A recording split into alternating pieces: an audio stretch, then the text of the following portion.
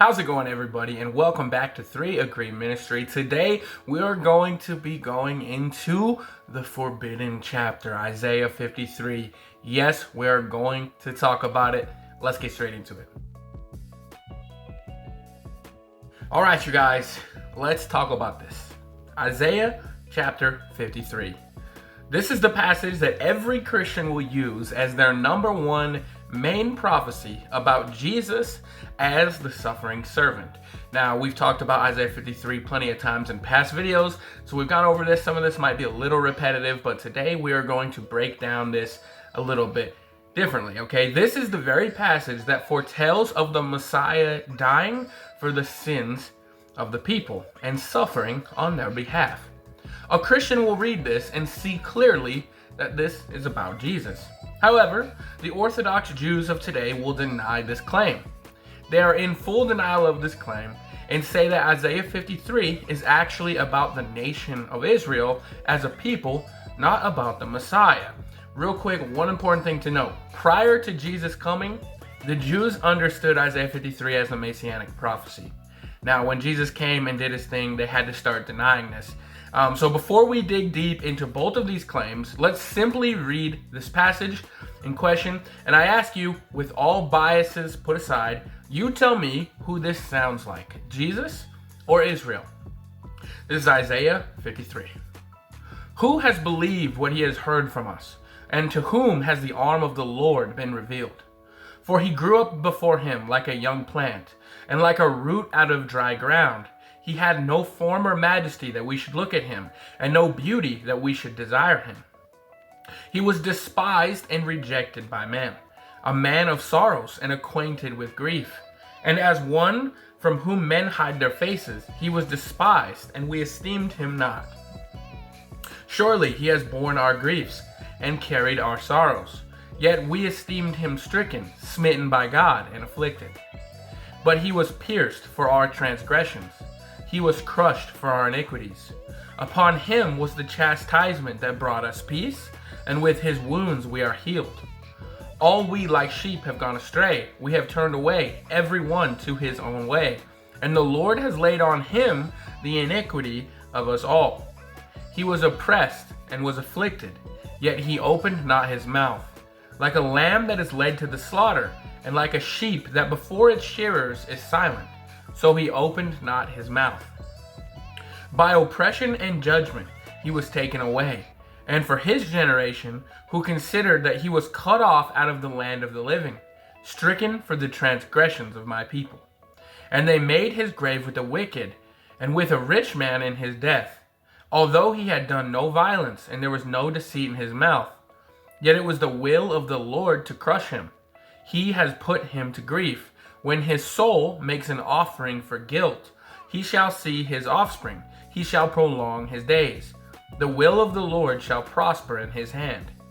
Out of the anguish of his soul he shall see and be satisfied.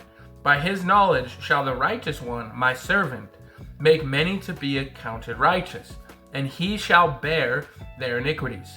Therefore I will divide him a portion with the many, and he shall divide the spoil with the strong, because he poured out his soul to death, and was numbered with the transgressors.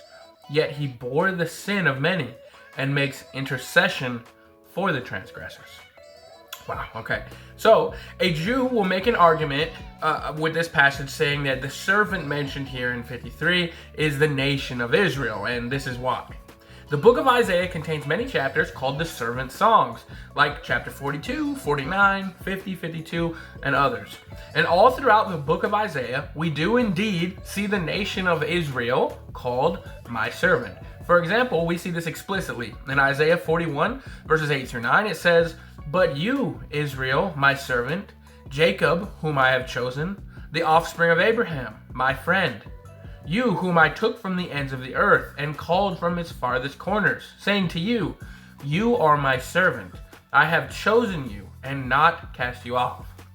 So this is clearly showing the collective whole of Israel being called my servant. Not just here, but in many places throughout the book of Isaiah, Israel as a nation is indeed called my servant.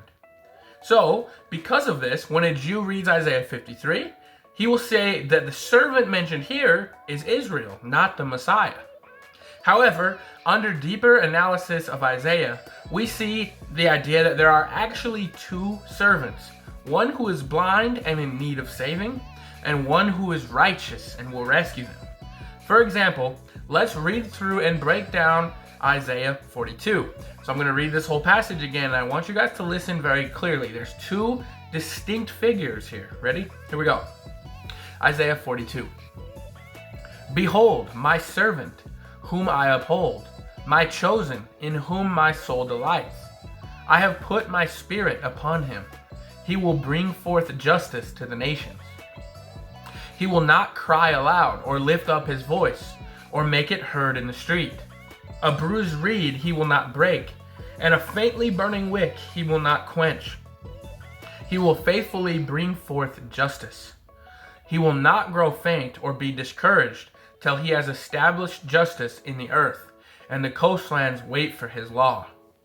Thus says God, the Lord, who created the heavens and stretched them out, who spread out the earth and what comes from it, who gives breath to the people on it, and spirit to those who walk in it.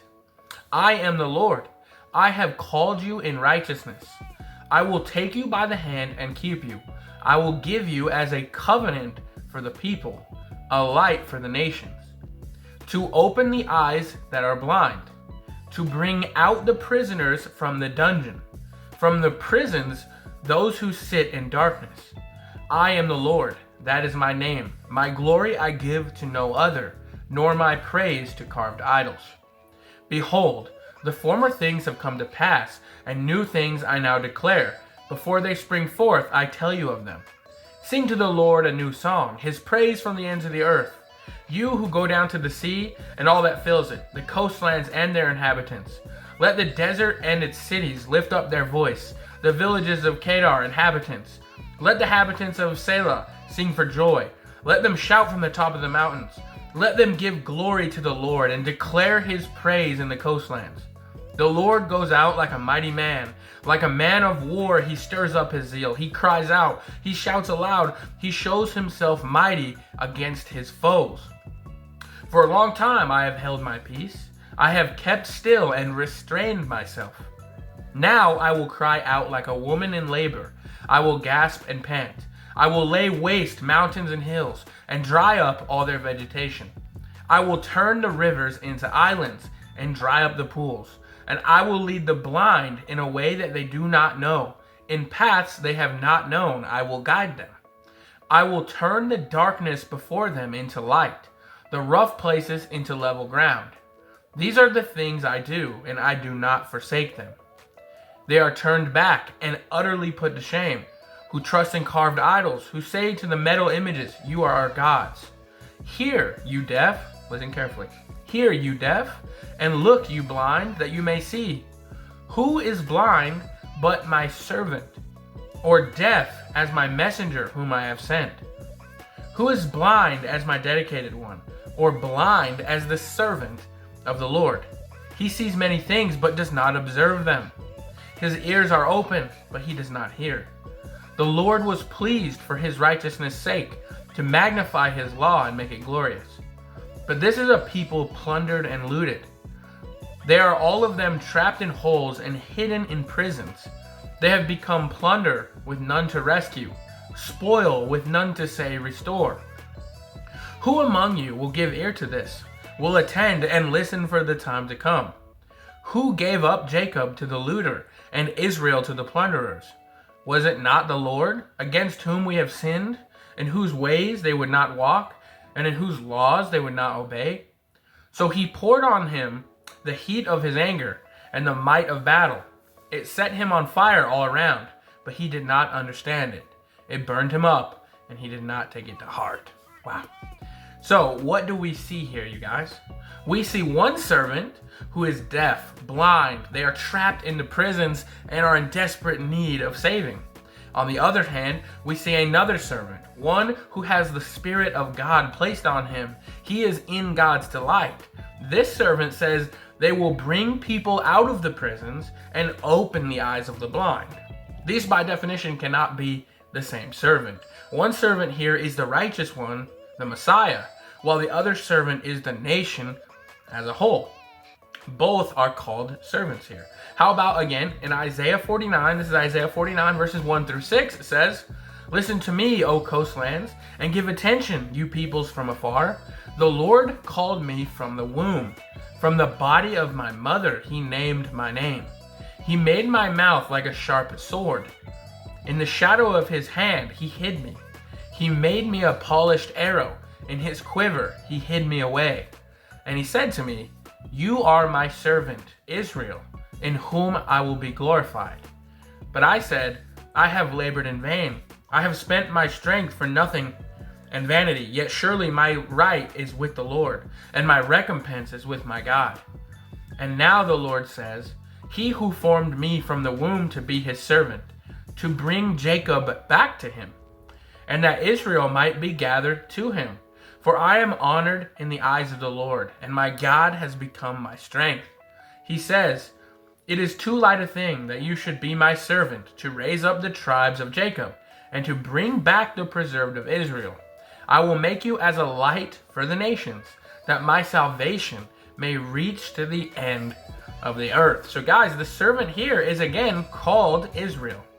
But this servant's mission is to bring Jacob back to him, to bring Israel, to gather Israel back.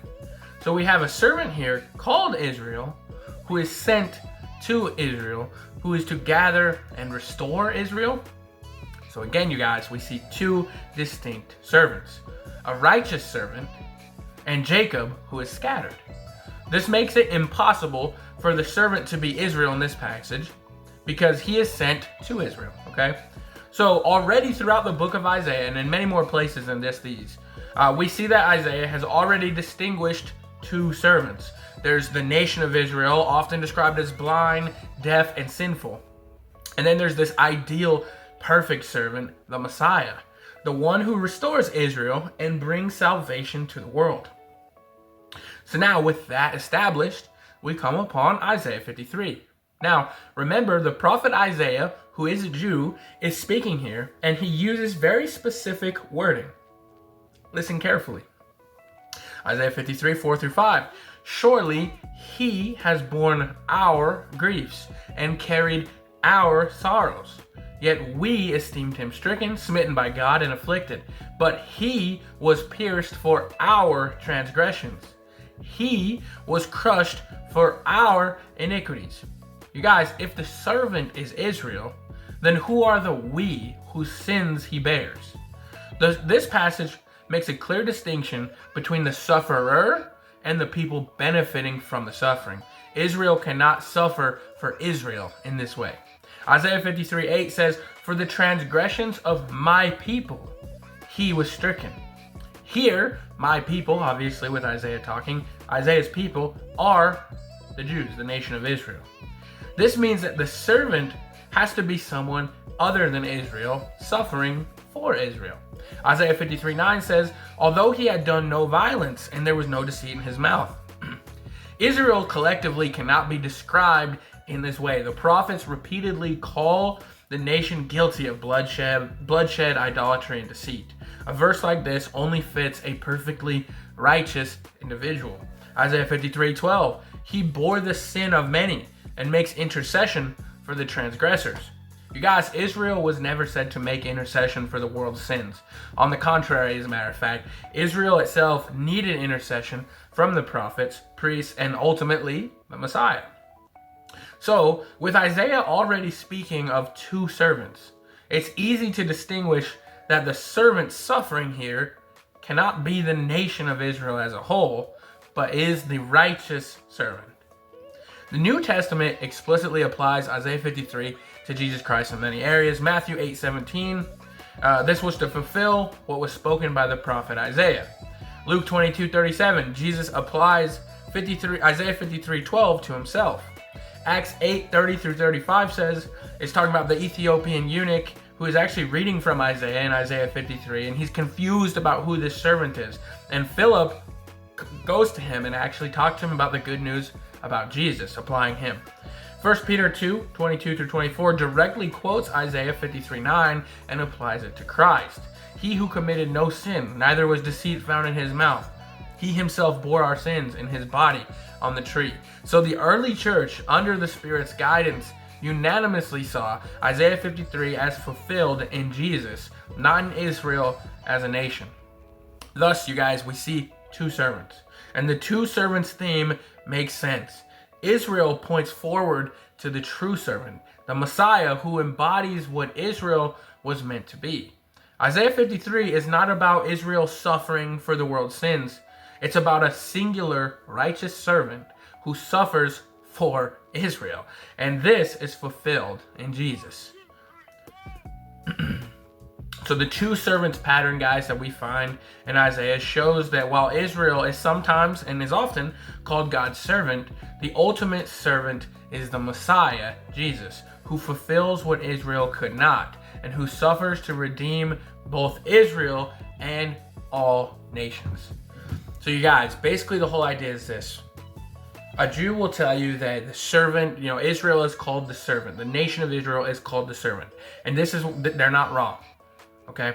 The nation of Israel is often called the servant of God.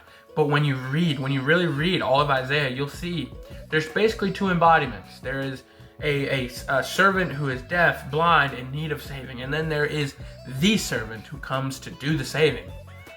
So when we come to Isaiah 53, it's clear to indicate that this person that they're talking about, when Isaiah says he suffered for Israel isn't suffering for Israel, okay? The Messiah is suffering for Israel.